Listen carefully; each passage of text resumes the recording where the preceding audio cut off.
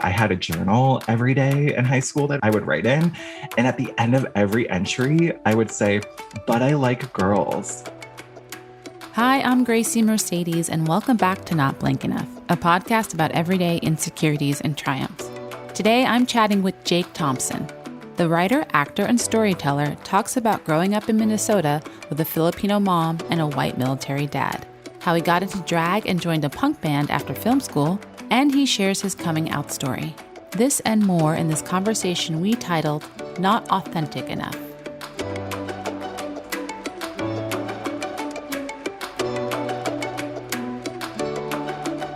Hello, Jake, and welcome to Not Blank Enough. Thank you so much for having me. I'm really ready to talk about all the blanks. All the blanks, all the things. Great. You have such a creative spirit and do so many great things. So I'm excited to get into that. But we'll start with just like your upbringing. Where are you from and what was that like? I'm the youngest of four. We were all military brats. And so we kind of moved maybe like 10 times before the age of 6. We settled in Okinawa, Japan until I was about 9. And then we moved stateside. My mom is Filipino and she's from San Diego. And my dad is from a no-name town in Minnesota. And so they went with Minnesota. And so I stayed there until college. I mean, I even went to college there. So yeah, I was there for quite a long period of my growing pains, if you will, Midwest through and through. At what age were you when you settled in Minnesota? I was 9 or 10. Like 9 or 10, yeah. Okay. And what was school like in Minnesota for you? It was interesting. I was definitely the type who was ready to get out, right? The most thrilling thing was taking 8 other girls to a chaperoned Ashlee Simpson concert at the University of Minnesota. Amazing. Culture was hard to find, but I was definitely I was such an introverted kid.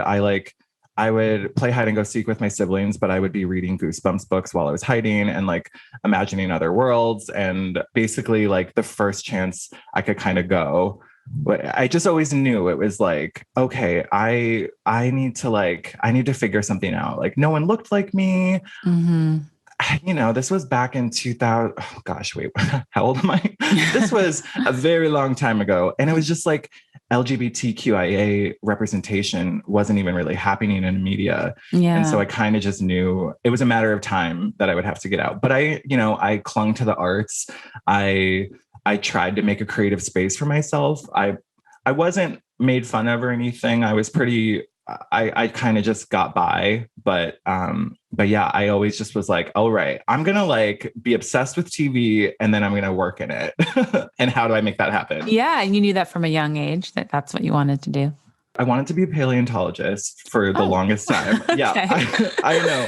I wanted to be Laura Dern in Jurassic Park. And I didn't really know any other resources other than that I would have to go to probably South Dakota or something gross. So I ended up learning that, you could just work in TV or work in movies and write being a paleontologist instead. So that became the new track record. And my dad gave me an analog video camera, and my sister and we would just go around our backyard and we would make Lord of the Rings parodies and Bring It On parodies. And so this idea of storytelling it's in my backbone.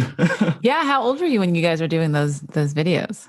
9 or 10. And it's always so funny, right? I know I went through this whole phase where I auditioned for RuPaul's Drag Race forever. Uh-huh. And I always thought of being whoa, when was the first time I actually thought of storytelling? And I was oh, whoa, those first early videos, I was in drag all the time as Mary Jane Watson, as Kirsten Dunst. And so it's just, you got to make your own magic. Sounds like you have a great dad or a supportive dad. He was cool with all this back then. Yeah. And I wanted to preface, because I always feel military brat makes me sound so uncool. And, but it's a part of who I am. And I guess I've embraced the idea of moving more. But my dad was always the really cool person who, the minute he found out kind of I don't know, any of the hierarchy and social constructs and the bad parts of a militant kind of behavior, he was just you know what, we're out. So it was never, I think it was just he was a product of what men did in the 60s and 70s or whatever. But yeah, he's like my number one. He's like my number one fan. Oh, I So love hearing yeah, that. we talk every day, and we play chess once a week on Zoom. That is the most beautiful thing I've ever heard. I love that so much. And that's so refreshing to hear too, you know? Yeah, I think there is a stigma around military and their relationship with LGBTQ and all that. So to hear that your dad was supportive from the beginning and that you have such a good relationship with him, that's so nice to hear. Yeah, I know. I'm like such wholesome content today. No, that's good. That's good. And so in these younger years, like 8, 9, you're making this stuff with your sister. You're in school. You said you weren't really made fun of.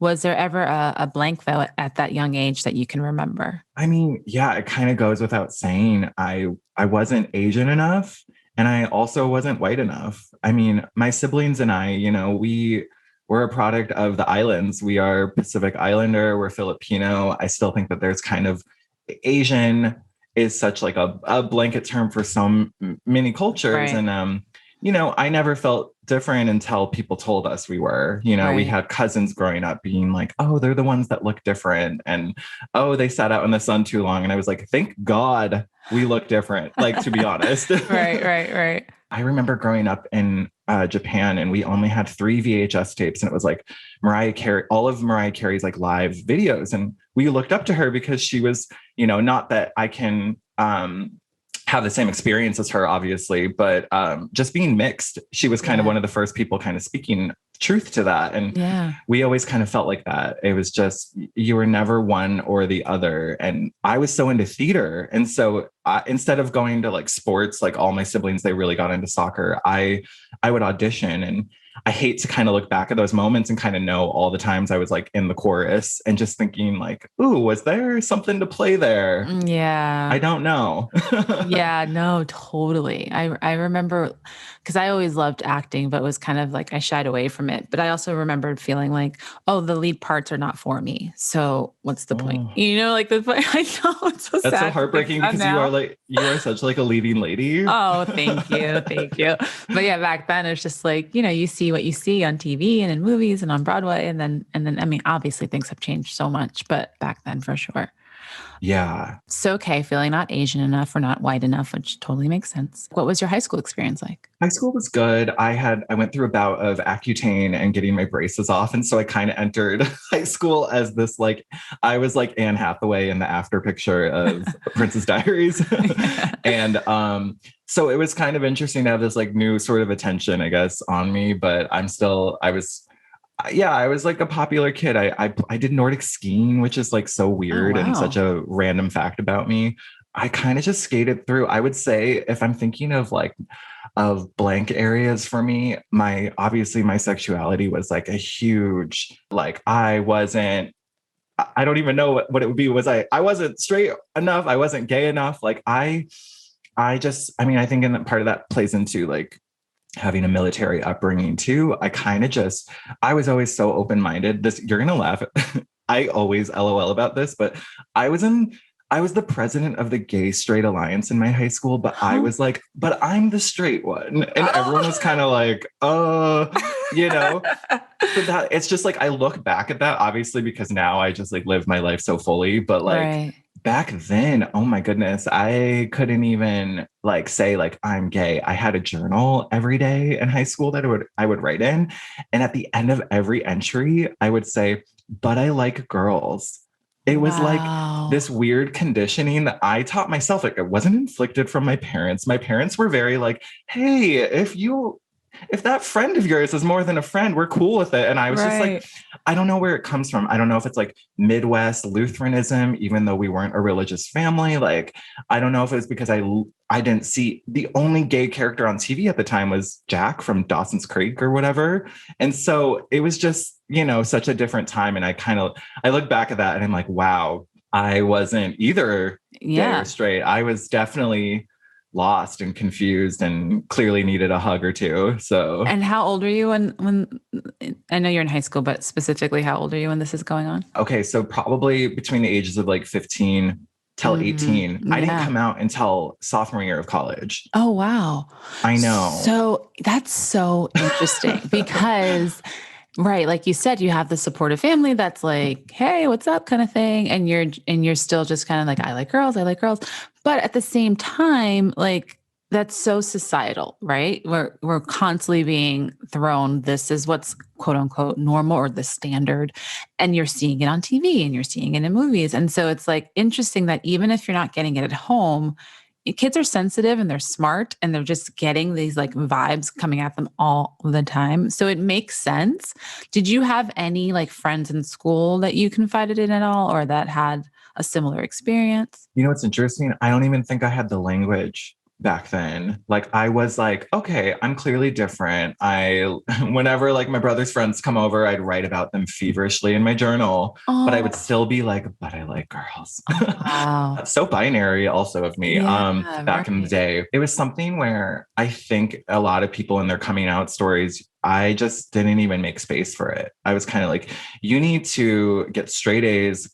Like you need to get into film school. Like I had like such a path and I was like, as long as I keep on that, I don't need to like deal with this, which clearly is like, I don't recommend that to anybody. I think, like you said, confide in somebody if you can.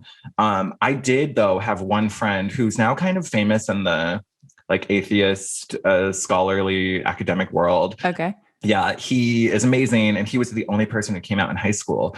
But to give kind of like an overall picture, he spent his last 2 years at a community college just because kids were kind of, kids were mean. Yeah. I mean, oh my gosh, if I could just go back and whisper in my ear in the locker, I'd feel a lot better. Yeah. Did you date girls or in high school or no? No. Nope. Nope. Okay. I was just like Harry Potter and that's it. Harry Potter. How old are you? You're still young, aren't you? Well, I just turned 34 this year. Oh, really? God, those references sound so long ago, but I guess not so long ago. It's the opposite. They sound so recent, but they really actually are so long ago. But they feel like they were like last week. Like I'm like, oh, Harry Potter just came out. But no, I'm like, Harry Potter actually came out in the 90s, huh? Or early 2000s? Yeah, I think like late 90s. But that's I know, so I watched Halloween H2O this last October. And just when it said 20 years later on the screen, I like had a full on panic attack. Totally. I'm in my 40s. And I was like, the other day, I was like, I've been out of college for 21 years. Like that is insane when I actually like say that. Though you literally look amazing. I'm like, drop the skincare routine. My mom's genetics is really what it is, but thank Jesus. Amazing. Okay, so high school, that was your high school situation, and then what would you say your blank is in high school? Then is it just not feeling gay enough or not feeling like out enough? This sounds so earnest. Like I just wasn't me enough. Like I really just. It's so interesting now. Like I spent half my morning like picking out my look for today for this for you, and I was just like, I was just thinking about how being gay and being queer and has informed every part of my life, and it's made it so much more artistic and full. And so I really believe like I wasn't authentic enough. I really think like I'm truly now like I will like yell at my friends till I'm blue in the face to be themselves. And so it's just, it's really cool. I think I wasn't, I was clearly saying like, but I like girls. Right. It was a conditioning thing I put on myself. For sure. I love not authentic enough because that really does encapsulate all of it. Like just not really living your true self, because also you're young and it's confusing and you don't know yet. I feel like a lot of us don't really, at least for me, I'll speak for myself. I feel like I didn't know my true self until my 30s anyway. Like I do think regardless of your sexuality or things that you're going through in high school, our 20s and our teens are just like so much discovery and figuring out who we are in general. Oh, yeah. Well, and that's what's kind of beautiful about coming out is, if you even put gender and sexual orientation and sexuality aside, it's like, I think we're constantly coming out to ourselves. Mm-hmm. No, totally. I'm learning things in my 30s that I'm like, wow, Yeah. I should have learned that before. Yeah. Well, I got to say, you look fantastic. Your skin is flawless, Mr. Accutane in high school. Oh, thank you. It's like, I was like, oh my God. And I love your outfit. So then you said you stayed in Minnesota for college? I did. Yeah. Okay. So I was thinking of a couple of my blanks. And one of them I would say is I'm not film school enough. I am the youngest of four. My parents, they hightailed out to San Diego the moment I graduated. They were like, no more winter. They wanted to kind of get back to my mom's roots. And, you know, obviously I followed them. Now I'm here in LA as well. Right. But yeah, at the time I kind of navigated just college applications should be an American Horror Story season. Like it's so incredibly difficult to do. And I kind of did it on my own. And so I laugh about this. I went to 3 colleges in Minnesota. Like I started. Oh, wow. Each year I transferred. Because I was just like, I was like figuring it out. And like each semester I'd be like, okay, I'm this much in debt and I'm just learning film theory. Or okay, now I'm just learning about Hitchcock. Like, you know, so it was like, it's like, I mean, I'm still paying back all these universities. I always tell everyone I went to the University of Minnesota. It's the most like decorated and that's where I spent the most time. Yeah. So yeah, I lived 15 minutes from my siblings and in the dorms, and I studied film theory and English because I really wanted to kind of get that background in screenwriting and being on set and things like that. So why did you decide to stay in Minnesota? Was it financial, or did you like it at that point and wanted to stay there? I think it was a bit of both. Minnesota is such a gem of a city and it's easy living. Like my tethered person is living there, like, and has like a husband and kids and like a house, like, you know, it's like, yeah. It's just such an easy life. And so I think that was just the path I went on, you know. I think I look back at it now and I'm like, oh, I should have gone to like the Tisch School of the Arts and like been in New York and, you know, did fabulous things. But yeah, I went to NYU, but not to Tisch. I went to school for journalism, but I'm from New York. So I didn't leave where I was from either, but it was New York, you know? And I always say like, oh, I should have went to like a normal college, like with like a campus and stuff. And like, you know what I mean? Like a more traditional college experience. Like I didn't have any of that. I've never been to like a keg party or a football game or anything. You're not really missing out. So. But the grass is always greener. I totally like, isn't that so funny? Yeah, no, totally. And then, so what was college like for you? College was interesting because a lot of things happened there. It was first time away from family, first time drinking alcohol. Like in college? Wow. I know. I was a goody two shoes. My brother was a party monster. And so me and my sisters, we were all like, let's get straight A's and get the F out of this town. I got to study abroad, which was cool. I feel like that was kind of my first way of being like, you are becoming your own. Sophomore year, I transferred again. And this time I was like at the University of Minnesota. I loved it. And then I watched all 5 seasons of 6 Feet Under. Oh, I used to love that show. Oh my gosh, I know. And this is back when I didn't have HBO. I watched it all scrambled on YouTube. Like they had all of the seasons for some reason. Wow. I just remember being like, whoa, I could die. I'm a triple Scorpio. So sorry, I talk about death a lot, but I was like, I could die at any moment. And I really need to start living my life authentically. Oh, wow. And so it was actually that summer I went home and I ended up accidentally having a coming out party. I did not mean to. It was like I was throwing a house party. Okay. I came out to a friend and then I was like, oh, I'm, you know, everyone like, and then the next day told my whole family and everyone was super supportive. And I think that was something that I needed. Obviously for me personally, it had nothing to do with career, nothing to do with schooling. That's when it set me to be like, oh, I need to like change my major because I need to like get on this path of actually working in film. And so I built a degree at the U of M where I could take courses at another community college that had technical film courses. Like you actually got to use the camera and editing software and stuff like that. I know it sounds so funny, but you can go to film school to become like a film scholar, or you can like straight up like go to film school. Right. To be like an actual like cinematographer, director, producer kind of thing. Like more hands-on editor. Exactly. Yeah. So a lot of growth in that period of my life. This is between the ages of 18 to 20. Wow. Okay. I love the coming out party. To unpack. No. It's great. That's great. I love that this show, 6 Feet Under, like inspired you to do this, because that's like the power of the arts, right? Like something just touches you and you're just like, okay, I'm changing my path. And that show was so good. Peter Krause, Michael C. Hall, come on. Lauren Ambrose as Claire. Oh my gosh. Before the world ended, I was at Sundance and I got to, Alan Ball was giving this like Q&A at Outfest, and I just like nerded out in front of him so hard. I basically told him the story I'm telling you right now. Oh my God. How did he react? You know, it's like such an intense thing to tell someone when you're like at a hangover brunch, but he was so, you know, perfect and sweet. That's incredible. I got to do a part on the show 911, and Peter Krause is the lead on it, and he delivers my baby on the show. So Peter Krause spent like 12 hours in between my legs.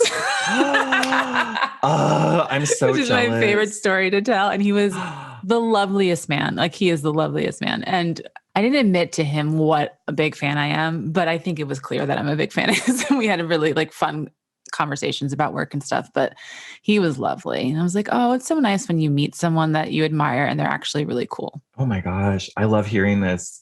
Okay, so great. So now you come out, you have this party, you focus on film. Are you feeling any blanks at this point in your life? I was just kind of feeling like fulfillment wasn't coming to me. Yeah. Like I was paying an exuberant amount for a studio apartment. I was just going to classes and not really enjoying it. But something in my personal life kind of happened around that time. Okay. My grandma on my mom's side, she's kind of like the last matriarch of like the Filipino family. She's first generation. She literally, you know, came over and she was passing. And I remember at that point, I was kind of like such a little punk. Like I was just kind of like, I didn't know where I was going and what was going to happen. But I don't know, for some reason, experiencing that significant loss. And like, I was out in California to support my mom, and my sister came too. It really like, that trip was such a turning point because two things happened. One, I just really saw like the value of, okay, whoa, life is fleeting. I need to be more present and have more gratitude. And then second, I found out that my cousin's friend was going to be a writer on a little show called Ugly Betty. Oh, wow. Yeah. And so that was kind of my way of being like, all of a sudden the gears just like, they got into, you know what? There's just moments in your life where you're like, I'm in the right place at the right exact moment. And we were like literally on like a family like pontoon ride, and he's telling me his friend, you know, I think she just got this new show with America Ferrera. You should reach out to her. I literally, at this point, I did not know how to write a professional email. I still kind of think I don't know how to. I sent her the most insane cover letter. It was like 9 pages long, double spaced. went into every detail about every high school production of a musical I had been in. Like, you know, it's like the Nobody meme, and then my cover letter to her. Like she was just like, and I ended up messaging this person for probably 3 months. Just like, I was like a faceless email, and she was so gracious. And before I knew it, they gave me a walking week on the show. And that's when the magic began. Amazing. Yeah. So what was that like? What did you do? Like, what was that like? Yeah. So I lied to my parents. Okay. And I told them I got a full-time job. Okay. Because they were kind of like, whoa, you have one more year left of college. And I was like, I need to be a part of this. And, you know, college can come then. And so I packed 2 suitcases. I went to New York. I had found, you know, obviously it's not that easy. I found a friend of a friend who had an open room, and all of this. But I did a walking week on the show. And I guess a walking week means like, they're testing you out. They're making sure you're not insane. Uh-huh. Yeah. Like Lindsay Lohan was the guest star that week. So I just got thrown into it. It was like, to me, in my mind, the cast was their characters. I had never been on a set before. So I think they kind of, in a weird way, it worked to my advantage because I was so sincere and like, I was like, oh my God, who is Betty going to end up with? And they all were like, none of the PAs are talking like this. Like they just want to know when lunch is, they're ready to go home for the day. And you're so like invested in like the actual world of it all. I hit the ground running. I feel like so many of us that are in this industry specifically, it's like when you get the opportunity, I'm not gonna waste it. I was there a half hour early every day. I'd walk the set. I would listen to any department head that would give me the time of day. Yeah. And it was just it happened so quickly. I went from being like, the little like fill in, what is it called? I haven't been a PA for so long, but like, what is it called when you're like, I was like the day player. Like I would just like come maybe once or twice a week. Like a fill-in PA, basically, when they needed you. Yeah, exactly. Yeah. One day I was walking by and Vanessa Williams, I'm sorry to name drop. She was like, hey, can I speak with you really quick? And I was like, oh my God, like, are you kidding? I come in and she's like gorgeous beyond belief, blue eyes, so down to earth. And she just goes, do you know that everyone loves you? Oh. And I was like the face you're making is what I was like, I was like, what? And I was like, you're talking to me? Uh-huh. And then literally, I don't know who spoke to who, but the next day I was part of the crew and I was there every single day. I was the actor's PA for like a season and a half. And so I just got to like play around with all those diverse hotties. Like, oh my gosh, what a fun time. People always say like your first job, you never forget and you compare everything to it. Like I truly feel that way, that I got so lucky, but it also was like, I look back at that time and I'm like, whoa, I was so fearless. I was like this bumble-headed Midwesterner who was like such a diehard fan, but like I made it work. Like it's to this day, the best cast and crew I have ever had the honor of working with. Oh, yeah. I love that. And we did that for 4 years, like all together. Oh, wow. That's incredible. And that's so great to hear. And yeah, I think a lot of people underestimate the power of like personality and just being a good person in this business. Like so many people, they get far because they are fun to be around, or people want to be around them. You know what I mean? And I've actually been told that by like reps when it comes to the writer's room, especially. They're like, great, you can write, but you also have to be someone people want to spend, 8 to 10 to 12 hours a day with 5 days a week. And because you're all in a room, it's very intimate, you're sharing personal stories. And so people really underestimate, like, I think the days of being able to be a complete asshole and get away with it in Hollywood are behind us, luckily. And more people just want to be around good people who love their jobs and want to be there and have a good, attitude towards it all. And you're such a light. So I can totally see why people will be like, yes, let's have him around. Like he's such an energy, So then what happened after Ugly Betty?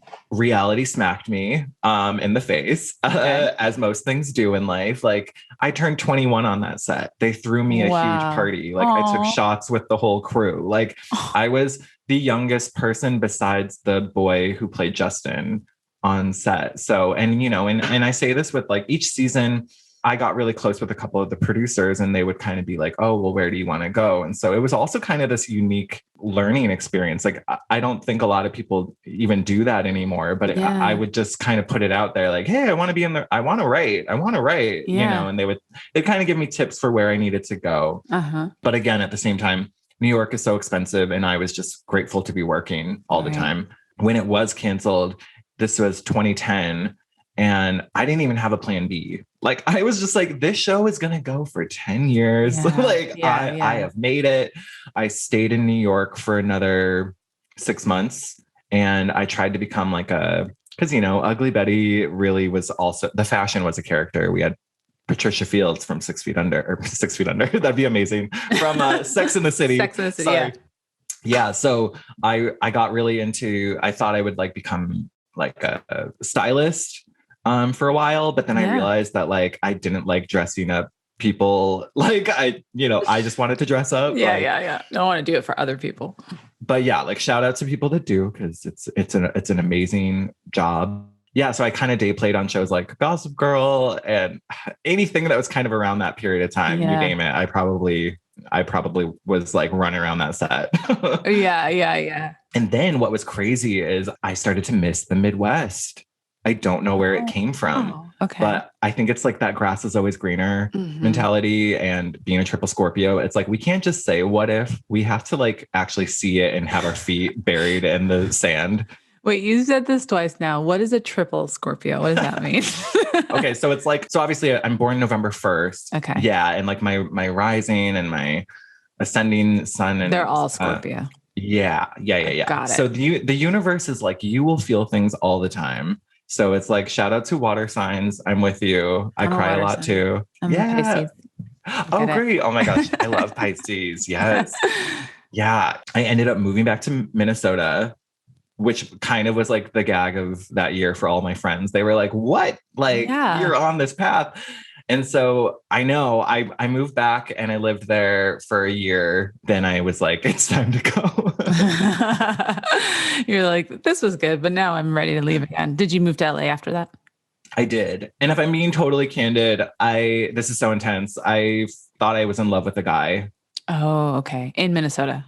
Yeah. I was 22, 23 when Ugly Betty was over. So I kind of, I was like, I don't think people also realize this enough when you're working on those sets. Like, the hours are long. We shot 10-day episodes, and this was back before streamers. So shows were like 24 episodes. So I was like, I didn't party. I didn't really see New York New York City nightlife.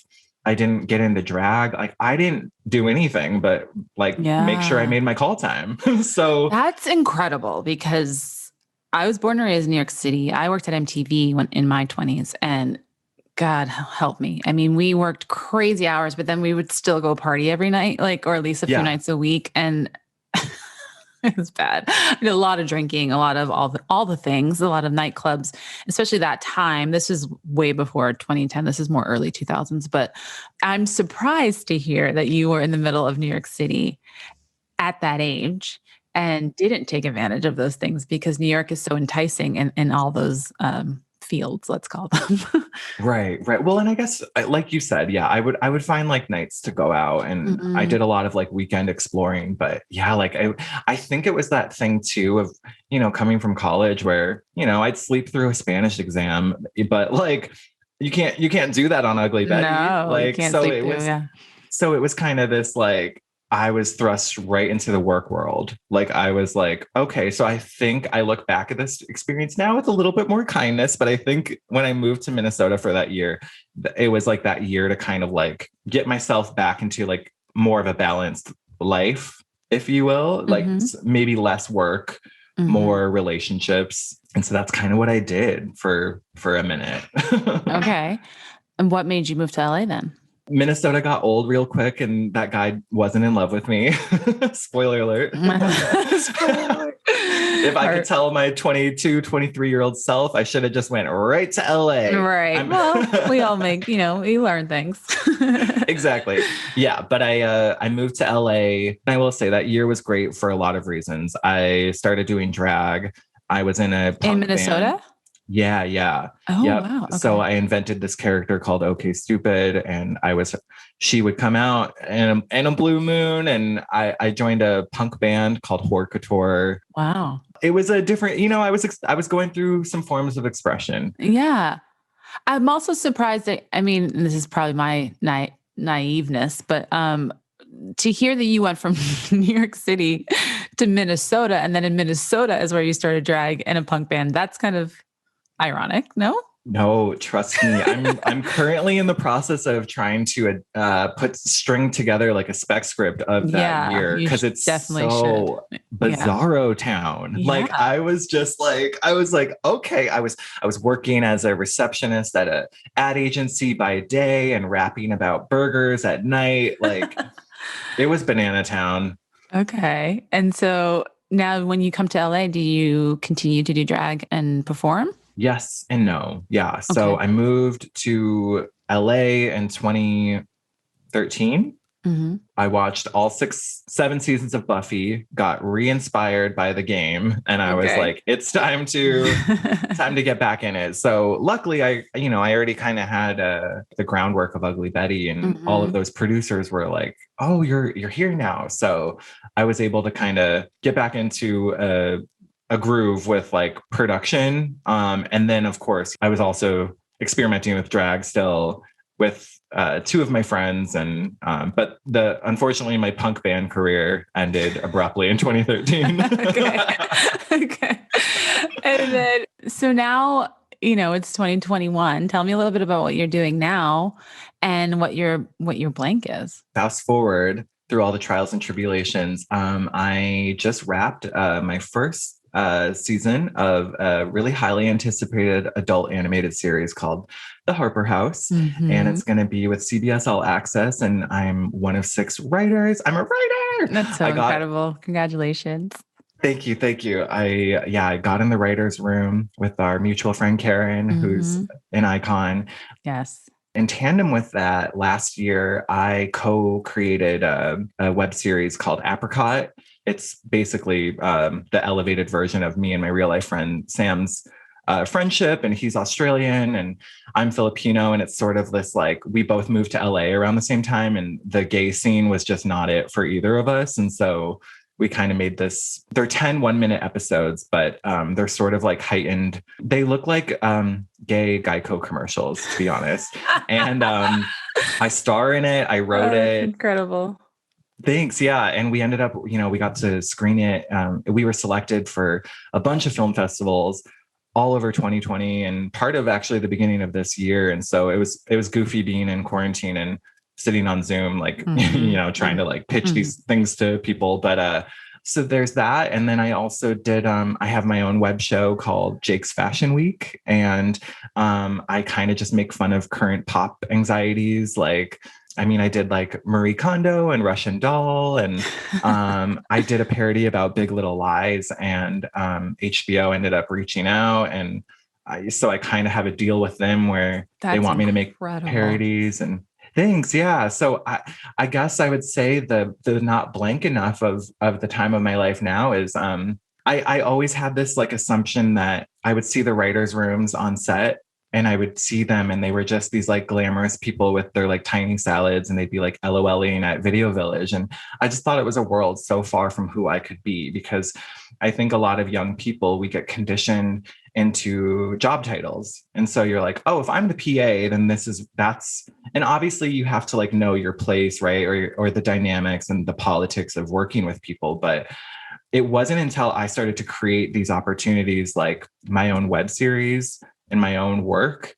And that's Hmm. essentially what got writers to look at me and be Hmm. like, oh, do you want to write in our room for us? And now that I'm in a room, all I can say is your life story is your resume. Yep. It's like this idea that like, it seems so benign almost to like LOL back at it. But I like the first couple of weeks, they would be asking us about our life story and the experiences we've had. And I didn't realize that I was like, wow, I've lived a really full, colorful life. Yeah. I didn't know that that was what was going to inform my art. So I guess my not blank enough is just being confident Mm. in your convictions.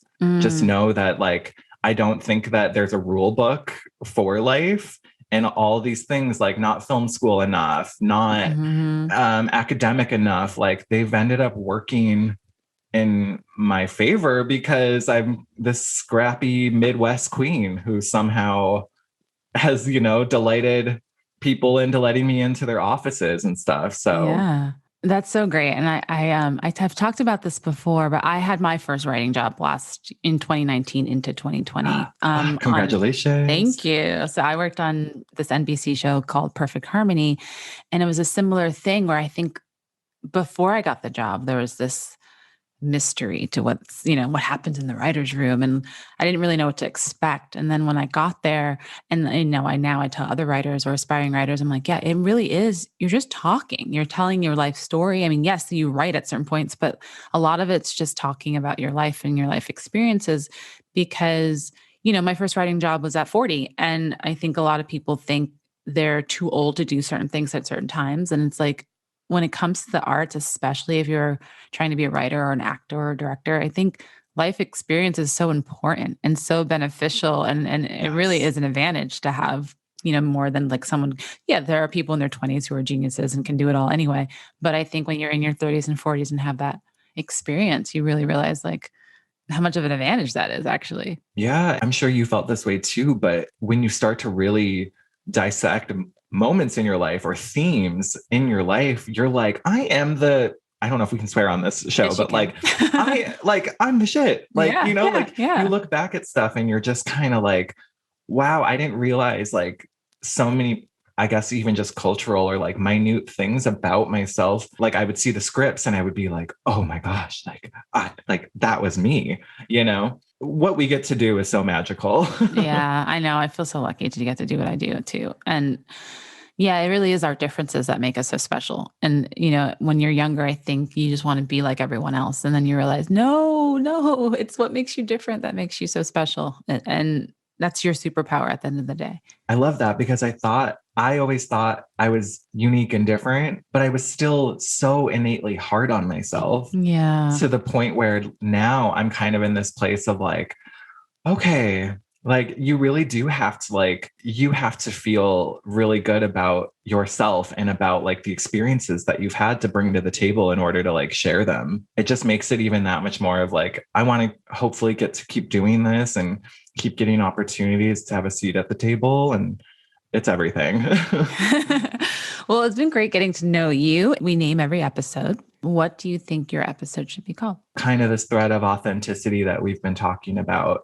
I think that kind of encapsulates a lot of it. Is I'm kind of searching for the deeper, more truthful meaning for myself and my purpose.